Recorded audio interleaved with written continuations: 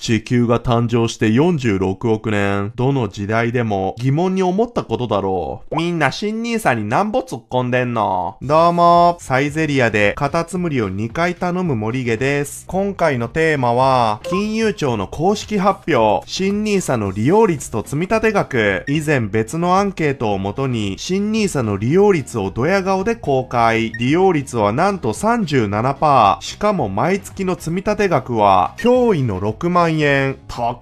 投資をする人、しない人の格差は広がる一方だにゃ。と言い放ってから早3ヶ月、ついに本家本元、金融庁様がデータを公表。拙者ありがたき幸せ。こんな感じで、年代ごとに口座数や買い付け額、何に投資しているかまでノリノリで集計されてる。これからあまたの YouTuber さんがこぞって動画を出すでしょう。知らんけど。そこで今回は金融庁様のデータをもとに各年代の利用率と積立額を面白おかしく解説。早いもので新ニーサが始まって半年、一度は思ったことありませんか？みんなどれだけぶっこんでんの？その疑問にスパッとお答えします。このチャンネルは貯金投資をテーマに必ず人笑いさせるという縛りプレイを実行しているチャンネルです。森毛の動画おもろいやんと思えた方はチャンネル登録お願いします。いいねもお願い。新ニーサを始めたい方におすすめなのが SBI 証券と楽天証券。投資を始めるならこのどちらかを選んでおけば間違いない。概要欄に公式サイトへのリンクを貼ってますので、人生を変えたい方はぜひチャレンジしてみてください。応援してます。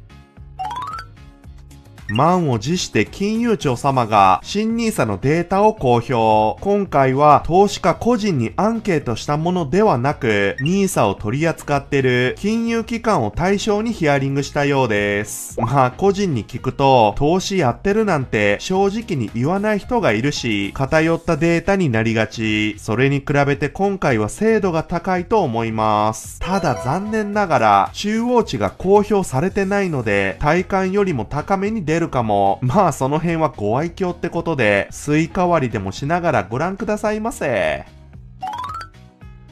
ところで、皆さんの周りで新ニーサやってる人いますか？僕の周りにはほとんどいません。お金系界隈に入り浸ってると、こんな錯覚をしがち。新ニーサやってねえやついる？いねえよな。おーい、戻ってこーい。現実はこっちだぞー。ってことで、まずはニーサ口座数の爆増具合から見ていこう。24年3月時点のニーサ口座数は2320万。多いのか少ないのかようわからん。ちょうど1年前は1800万。この1年で450万口座増えている。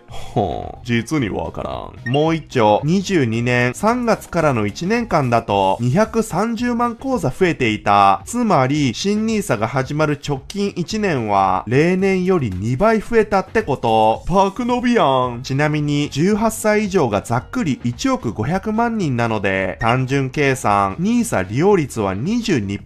5人に1人がニーサ口座を持ってる。ドラえもんで言うと、スネ夫くらいしかやらなそう。年代別に見ると興味深い。23年3月の口座数がこう。そこから恋をしたり、上司に怒られたりして1年が過ぎ、24年3月の口座数がこう。増加率はこうだ。これを見ると、どの年代でもニーサを始めてるが、特に20代から50代が多く、一番多いのは意外に20代でした。おいおい、意識高すぎだろ。ちなみに、新ニーサが始まった1月から3月までの伸びはこう。一番多いのはこれまた20代。ちょ待って。20代でニーサ始めたこの子たち、40年後、全員送り人になってんじゃね？末恐ろしいぜ。ニーサ利用率は 22% くらい。では年代別に見るとどないなものか。かなり衝撃の結果。年代別の口座数に対し、この時点の各年代の人口から、天才もびっくりな計算で弾き出すと、結果はこう。ぶっちぎりで利用してるのは30代。社会の歯車になって10年。ライフスタイルも大きく変化するお年頃。あれ？将来やばくね？と思ってニーサを始めたのでしょう。大丈夫丈夫。誰もが感じる不安です。30代は3人に1人は NISA をやってる。皆さんどう感じました？体感より高く感じません？意外にみんな NISA やってることを周りに言ってないだけかも。その次に40代、50代、60代もそこそこ始めてる。年齢に関係なくやってる人はやってるんすよ。80代以上でも 11% が NISA 口座を持ってるらしいで。いやー素晴らしいっすね。地球が誕生して46億年。どの時代でも疑問に思ったことだろう。みんな新NISAになんぼ突っ込んでんの？スパッとお答えします。まずは積立投資枠。各年代の口座数に1月から3月の買い付け金額がこう。神がかり的な計算で毎月の投資額を弾き出す。全体では毎月1万5000円ほど積立投資枠にぶっ込んでる。一番多い30代で2万円くらい。皆さんどうですか？まあそんなもんかって感じですかね。でもこれ、積立投資枠だけの結果、衝撃なのはむしろこっち、成長投資枠、微分積分を駆使して計算すると、なんとこう、全体では毎月7万円、成長投資枠にぶっ込まれてる。いやいや、ぶっ込みすぎやろ。内訳を見るとさらにすんげー。20代がおよそ3万円、30代がおよそ6万円、以降どんどん増えていき、60代、70代は驚愕の10万超え。ほんまかーい。と言いたくもなる。積立投資枠は若い世代が多くぶっ込んでるのに対し、逆に成長投資枠は60代、70代がとんでもない額をぶっ込んでる。なんだこれは。一体何が起こっている？その理由を深掘っていこう。新NISAの全体の買い付け金額は、なんと6兆円。桃鉄みたいな数字やで森毛社長。そのうち成長投資枠が 83%、積立投資枠が 17%。なんか変じゃね？成長投資枠と積立投資枠、非課税枠は2倍しか変わらんのに、買い付け額は5倍の差がある。しかもたった3ヶ月で。ということは、成長投資枠に一括でドーンとぶち込んでる人が多いってこと。だから成長投資枠は、毎月の投資額に直すとかなり高めに出るんだ。お金を持ってる年代ほど、年初一括投資をした人が多いと思われる。では彼らは一体何に投資したのか。成長投資枠にぶっ込まれた5兆円、そのうち投資信託と同じくらい上場株式、つまり個別株にもぶっ込まれてる。結構意外じゃないっすか？ YouTube 界隈ではやれオルカンだの SP500 だのこれに突っ込めば間違いねえみたいな風潮はありますが、実際は個別株にも同じくらいぶち込まれてる。しかも面白いことに、ある調査によると成長投資枠での個別株はなんと 95% が国内株。マジっすか？しかも上位10銘柄は全て日本企業が独占してるらしい。Google だの Nvidia だのオルカンだの SP500 に目が行きがちですが、日本にもしっかり投資されてたんだ。頑張れ日本。ちなみに積立投資枠はほとんどが投資信託でした。まあそりゃそうか。まとめるとこう、積立投資枠、成長投資枠、すべてひっくるめた結果を年代別に集計。毎月の投資額は20代で4万6千円、30代で8万円、40代50代は9万円、60代は11万円。以降こんな感じ。平均すると毎月9万投資してるらしい。正直な感想を言ってもいいですか？みんなテンション高っ。結果がちょいと高めに出てるのは年初に一括投資した人を含んでるから、彼らが平均を押し上げてるんだ。中央値があれば実態に近い数字も言えるんですが、残念ながら公表されてないんすよね。高めに出たこの結果より積み立てている猛者はそりゃもう物ごつテンション高いっす。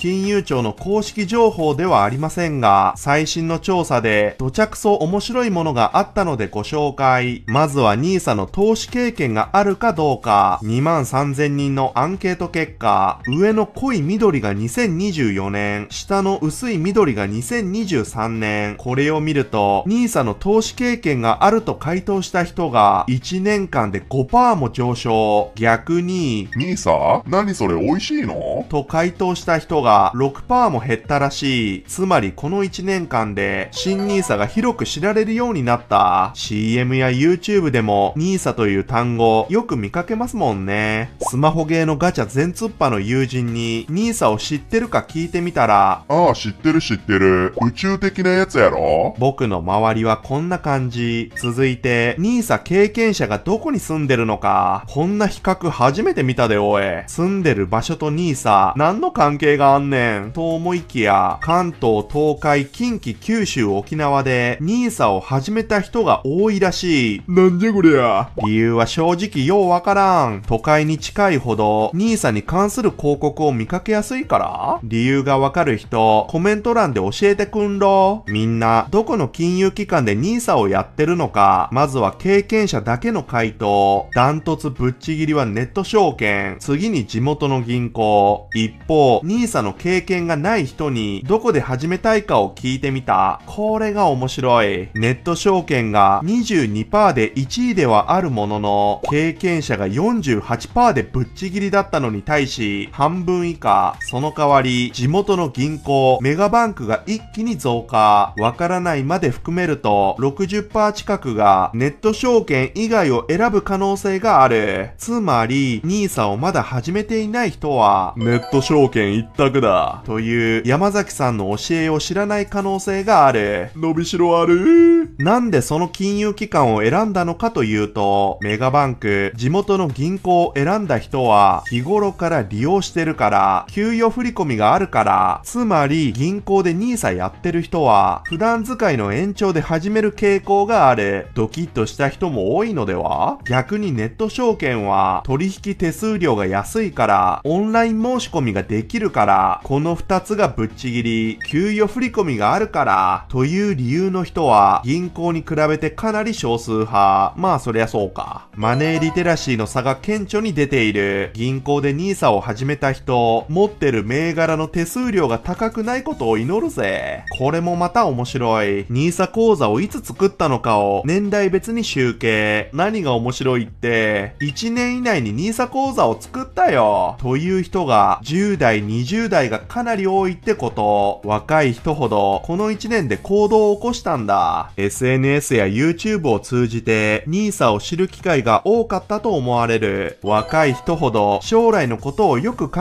えてるのかも。NISA の利用目的は資産形成のため、老後への備え。この2つが銀がギリギリぶっちぎり。老後の備えに至っては1年間で 7% も上昇。住宅購入や結婚資金といった短期的な目的よりは長期的な資産形成の手段として NISA を使っていそう。損失リスク認知。これも非常に興味深い。NISA やってる人だけに聞いた。NISA で損するかもしらんで。というリスクを知ってますか？まあ投資してる以上、損する可能性はゼロじゃない。この事実を知ってるかどうかすら、顕著な差が出てる。ドーン。よく理解していると回答した人は、メガバンク、地元の銀行よりも、証券会社やネット証券の方が高い。何か大きい格差を感じずにはいられない。ここからは僕の偏見ですが、普段使いの銀行で NISA を始めた人は、窓口の姉ちゃんに言われるがまま進めちゃったのでは？普通に生きてきて、証券会社と絡むことってほとんどありませんよね。それなのに、NISA を証券会社でやろうっていう発想は、本やテレビや YouTube で自ら情報を手に入れ、行動したってことじゃないですか。はい、ただの偏見です。いや、どうやらこの偏見は当たってるかもしれない。NISA を始めたきっかけは？という質問。メガバンク、地元の銀行を選んだ人は、家族や友人、金融機関の担当者がきっかけ。一方で、ネット証券では、インターネットの情報が1位、YouTube がきっかけだ、という人は、金融機関の中でも、ネット証券が1位。これってつまり、お金系 YouTuber たちが、こぞってネット証券をおすすめしていることも、影響してるかもしれない。14.8% のうち、僕が少しでも貢献できてれば嬉しいぜ。不安を解消する方法は？という質問。ここで言う不安とは、暴落が怖い。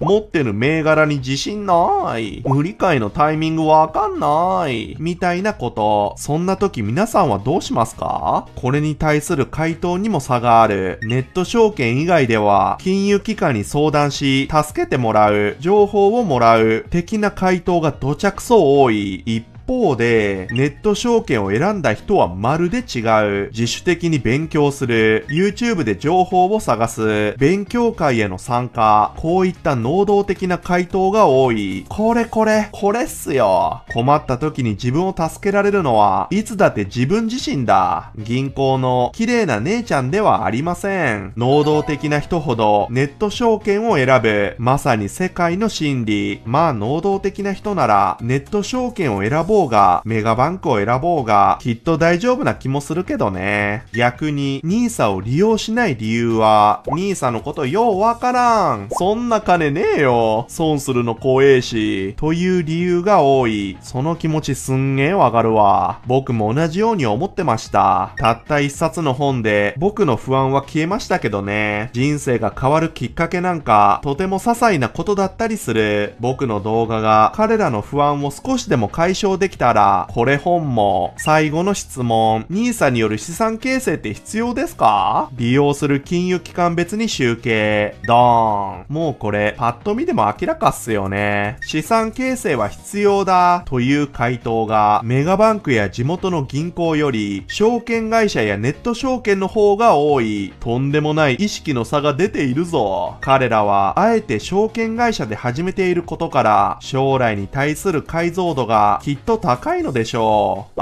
もう数字ばっかで目回ってきたわ。いかがでしたか？新NISAの利用率と投資額、結構意外な結果でしたよね。まとめるとこう、新NISAの利用率は 22%、毎月の投資額は89,000円。勉強熱心な人ほどネット証券を選ぶ。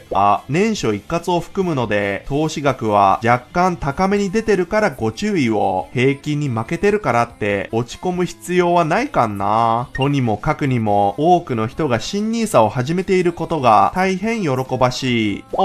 その一歩が人生を大きく変えるでしょう。そんな皆さんに底辺 YouTuber の怪しいおじさんから一つアドバイス。暴落を食らっても慌てるんじゃない。今年から NISA を始めた人はぶっちぎりの上げ相場で含み益がホクホクじゃがバタ状態でしょう。なんだ、投資って楽勝じゃん。このまま一計5000万。そう思ってしまいがち。自信を持つのはいいですが、その反動には要注意だ。投資はこんな綺麗なグラフにはならんのだ。わっしょい上げ相場しか知らない人が、ひとたび暴落を食らうと、ビビるくらいショックを受けがち。うわ、やっちまったよ、ドラえもん。最悪の場合、失金売却、狼狽売り、キーボードクラッシャーになりかねない。そんなのび太くんに僕は言いたい。まあ一旦落ち着け。お茶でも飲んでいけ。そして思い出そう。僕たちが投資を始めた日のこと。将来のハッピーのため、20年30年やるって決めたんだろ？こんなところで慌てるんじゃない。だって僕たちのゴールはここでしょ？であるなら、途中の上がり下がりなんかどうでもよくね？道中こうなろうが、最後にゴールにたどり着けるなら何でもいい。むしろこっち側のルートの方が最終総額は大きくなる。序盤の暴落なんかボーナスタイムでしかない。初心者の方は事前に知っておこう。ひとたび下げ相場が続けば SNS はお祭り騒ぎになるで。X も YouTube も阿鼻共感。NISA はやっぱり罠。アメリカはオワコン。森毛もオワコン。みんな言いたい放題ですが、気にしなくていい。こんなのはただのエンタメだ。歴史がそれを証明してる。たとえ大暴落を食らおうが、いつかサンダーボルティーヌで大復活を果たす。僕たちの本当の勝負は、暴落を食らっても、ここまで持ってられるかどうかだ。これがこの動画で一番言いたかったこと。結局、運用してるのを忘れている人が最後に勝つ。まさに世界の真理。あともう一つ伝えておきたい。こんな動画を作っといてなんですが、周りがどれくらい投資してるか、ある程度雰囲気が分かったら、それ以上は神経質にならんでええで。こんなのはエンタメだからな。毎月の積み立てが1万だろうが3万だろうが、どっちも正解なんだから、自分の目指すゴールにたどり着ければ、個人のペースは何だっていい。30年後、2000万作りたければ、月2万4000円積み立てればいい。逆にこれ以上、無理して投資する必要なんかない。平均を目指して頑張るのもいいですが、ほどほどにな。自分のペースでゴールできるならそれが一番さ。目的を忘れてはならない。僕たちの目的は、将来ハッピーになることであって、新NISAは単なる手段だ。積立額は手段の一要素でしかない。投資額が目的になると、最初の目的を見失ってまうで。なんだか偉そうなことくっちゃべってますが、半分は僕自身に言ってます。僕もまだまだ夢半ば、みんなと一緒に頑張ろうスタンスで参ります。ってことでみんな、一緒に頑張ろうぜ。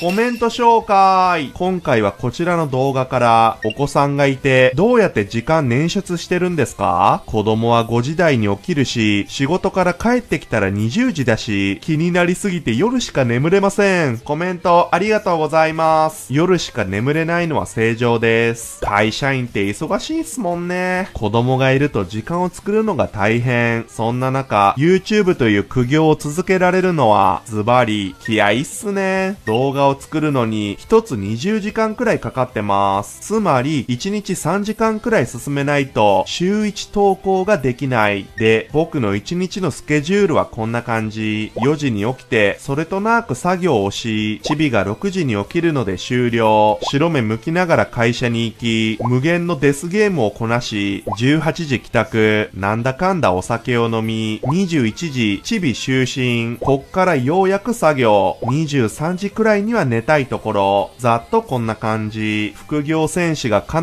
ず通る、作業いつすんねん問題、僕もありました。1日3時間をどこで作るか、チビが起きてから寝るまでの間、この時間はパソコンでの作業は基本できない。とすると、やるのは朝か夜しかない。睡眠時間はだいたい 4,5 時間かな。良い子は真似しないで、しっかり寝ましょう。ところどころの隙間時間では、ニュースを見たり本を読んだり、他の YouTuber さんの発信を片っ端から見てます。僕のスケジュールを見て疑問に思いましたか？残業してないの？いいえ、たまにしてます。繁忙期はどうしてもせざるを得ない立派な社畜。その場合台本作成は通勤中や昼休み、あらゆる隙間時間で強引に進める。